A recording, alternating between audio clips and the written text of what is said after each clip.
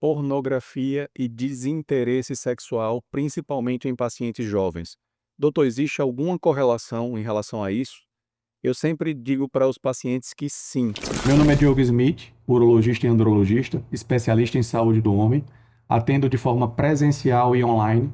E para maiores informações, as informações estão aqui na descrição. Aqueles pacientes que consomem conteúdo sexual em excesso na internet, né? Hoje está muito fácil esse acesso em todas as vias digitais. Imagine que ele vai numa plataforma em que ele tem milhões de vídeos disponíveis com todas as características e interesses sexuais que ele busca e que isso está de extremo fácil acesso. A qualquer hora do dia, ele vai lá e consome aquele conteúdo sexual. E isso faz com que ele tenha um prazer muito efêmero, muito rápido. Então, ele vai lá, consome o conteúdo, vai lá, se masturba, né? Ou se excita de forma muito rápida, e o cérebro dele é treinado a isso. Sempre que eu tenho vontade, eu vou lá na internet, consumo aquele conteúdo muito rápido, satisfaço muito rápido, e isso se repete a cada dia, e o cérebro dele vem sendo treinado dessa forma a cada dia. Então esses pacientes, eles acabam consumindo de certa forma, muito fácil, né, esse conteúdo sexual, e treinando o seu cérebro a ter uma facilidade de acesso em relação a isso. Então eu sempre digo que esse paciente, a partir do momento em que ele vai precisar buscar uma parceira, trocar mensagem de WhatsApp, ligar, conhecer, sair para jantar, mandar flores, ligar no outro dia, marcar um encontro. Muitas das vezes esses encontros iniciais vão ser frustrados, né? Ele não vai conseguir atingir o objetivo, digamos assim, da relação sexual em si. Esse paciente ele começa a ter desinteresse em uma relação habitual, digamos assim. Então, e ele passa a consumir cada vez mais um conteúdo sexual em que ele tem um prazer rápido, ele tem o que a gente chama de dopamina barata, ele vai lá, paga, consome e resolve, vai dormir, digamos assim, do que ele ter o trabalho de ter uma relação convencional, digamos assim. Então, esse paciente, quando ele consome o conteúdo sexual, ele tem uma ereção boa, ele ejacula normalmente, e quando ele procura uma relação estável no dia a dia, esse paciente ele tem uma baixa libido, ele tem uma baixa qualidade de ereção, ele não se satisfaz como deveria, cria uma ansiedade, já chamada de ansiedade de desempenho, que ele vê no filme um ator que ele tem um desempenho sexual muito acima da média, e ele cria a expectativa de fazer algo semelhante e chega na hora ele falha com essa expectativa que ele criou. E isso vira uma bola de neve. Então, a cada vez que esse paciente tenta uma nova relação com a parceira, ele se frustra novamente, criando expectativas baseadas em vídeos e edições, né, do conteúdo sexual que ele consome na internet.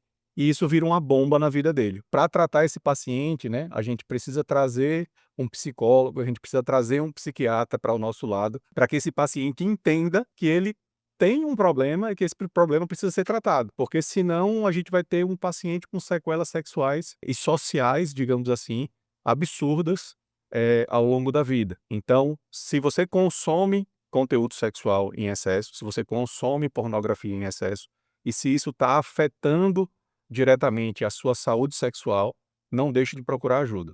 Então, e por que é que o tratamento dessa condição precisa ser multidisciplinar? Eu digo que o paciente muitas vezes nos procura no consultório buscando um remédio, um comprimido para melhorar exclusivamente a potência sexual para quando ele for ter uma relação com a parceira dele, digamos assim, não virtual, né? Só que isso não vai resolver o problema desse paciente. Eu digo, o problema desse paciente é um problema muito além do que a necessidade de um comprimido. Esse paciente ele precisa de um tratamento psiquiátrico, esse paciente precisa de um tratamento psicológico. E esse paciente, às vezes, ele precisa de um comprimido, não porque organicamente ele precise de um comprimido, mas esse paciente precisa de uma segurança maior, talvez em relação a melhorar a qualidade de ereção, a diminuir esse intervalo de latência entre uma relação sexual e outra, fazer com que ele demore mais para ejacular, aliado a um tratamento, né, que a gente chama de terapia cognitivo-comportamental, focado na parte sexual, para que ele entenda os problemas que ele tem no dia a dia e que a gente possa resolver esses problemas no dia a dia para que ele possa recuperar a sua função e a sua saúde sexual natural. Eu digo só que a psiquiatra sozinha não vai resolver, o psicólogo sozinho não vai resolver, o urologista sozinho não vai resolver. E outra coisa, esse paciente precisa entender que ele tem um problema que não depende exclusivamente de um comprimido. Porque se o paciente não entender que esse paciente tem um problema que dependa exclusivamente de um comprimido, a chave do sucesso do tratamento dele. Senão ele vai marcar uma consulta,